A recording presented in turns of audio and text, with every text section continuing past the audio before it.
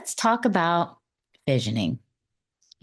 Sometimes we don't do any visioning at all, right? I didn't well, let me say this. I didn't do positive visioning. I didn't understand how creating a movie in my mind of what I wanted, including how I felt, what I was wearing, who was around me, if I was imagining my dream home, all of the details that felt good. You don't get any more, if it get too much detail starts to not feel good. You want to stay feeling good. I didn't know any of that. Imagining fantastic dream vacations, meeting wonderful people, um, success, how that looks. What do you want in life? What do you want it to look like? Imagining all of that. I didn't know that for many years. So I missed out on the opportunity for a long time to create in that way, which it's so much fun and it's so incredible to watch it unfold.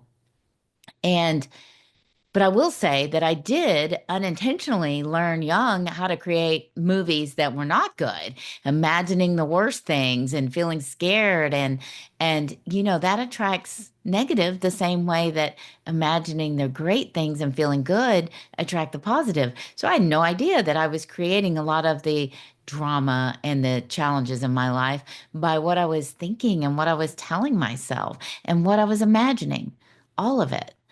So that's the thing. If we believe in, and this goes for medical as well. And I'm not saying, ditch the doctors and just imagine, but you can work in tandem. You can choose to believe in the most positive and imagine positive outcomes and rally for positive outcomes and trust and believe in positive outcomes and find the doctors that are the most positive, but still will help you get to where you're going. So, and whatever's right for you, whatever feels right to you inside, the path that's right for you, that's the only thing that matters. Not what somebody else thinks your path should be, not what somebody else thinks you should do. And so much of how we lose even the power to vision, and then we end up in mediocrity and a lot of ho hum days or maybe not great days is what we tell ourselves and the fact that we let other people create in our lives all the time. You walk in the door and maybe you go into a business and doctor's office or whatever, and they want you to fill out all these forms that you filled out before, and they have it in their computer. And of course there's laws around that, especially in the medical field. And but you choose to be that for that to bother you, for you to be upset or irritated about that. See, those are choices that affect everything else coming to you. They affect the quality of your life in the long run. And it feels like, oh, that's just the way it is. And so many of us live that way. And you will have other people around you telling you because they live in that space.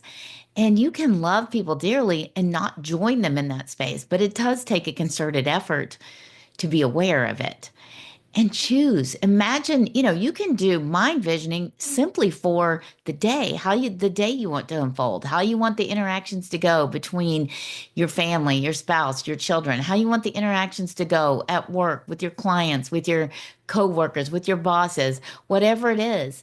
You can imagine your day. You can picture everything flowing smoothly.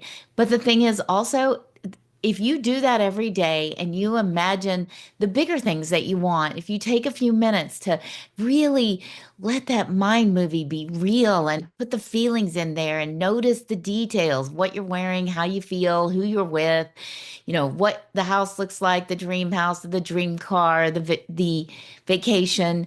And when you're imagining your day, you know what your day is. Put the real people in there, but imagine it going well. You see the best in them and they see the best in you. And it will flow a lot smoother if you do that regularly. But the other thing is when it's not flowing as smoothly, don't get aggravated. I mean, you may, but remember that you get to choose. So if you're aggravated, you can decide, oh, I don't want to stay in this space.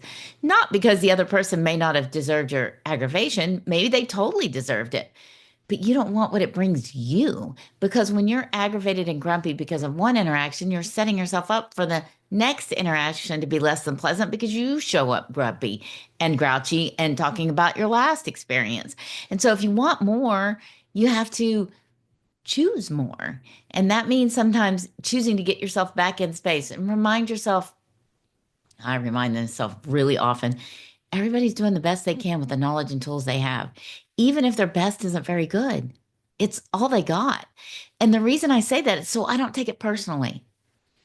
I'm not the problem. It's not me. It's the space they're occupying. And I want to make sure it's not me. So I want to be grounded enough that I don't say something back because there's no worse feeling than that, right? But to get back to visioning, vision your day, imagine it going well. And when it's not going, if you've already done that work in the morning, then if you have a misstep, you're more likely to be able to get right back in that space of, that's okay. They're doing the best they can with the knowledge and tools they have. And I don't have to take that personally. I don't have to take their mood with me. I get to choose. I always get to choose. And maybe you have a playlist of your favorite music or a podcast that either makes you laugh or really lifts you up or whatever that you can easily take a few minutes. And again, that's why I've created the subscription program and flip the scripts. If you just got 3 to 5 minutes and you need to flip that script, get something in there that makes you feel better. Yeah, it's like a feel good flip the script and get yourself back in that space of, oh, yeah, there's so much more that's going right than there is that's going wrong. And I want to focus on what's going right because then I'll attract more of what's going right in. And that's worth it to know that. And it's worth it to flip that script and then imagine the rest of the day unfolding well. Wish that person well. If you're having a hard time getting that person out of your mind, that is time for a flip the script because you want to not let that, you're giving away your power to that person the whole time. And we want to take it back and then use vision, mind movie to get yourself feeling as good as possible and create some mind movies in the best space you possibly can, usually in the morning after some little bit of meditation, appreciation, and create the best things like about your day, about your week, about what you want 6 months from now or a goal that you want to reach in 30 days. Imagine it already yours, how you're feeling, who you're talking to, what you're celebrating, how you're moving forward from the space of the success that you are claiming as yours and imagining in full fruition. And if you do that on a daily basis, things will unfold much faster. You'll notice because it takes appreciation also to create that vision.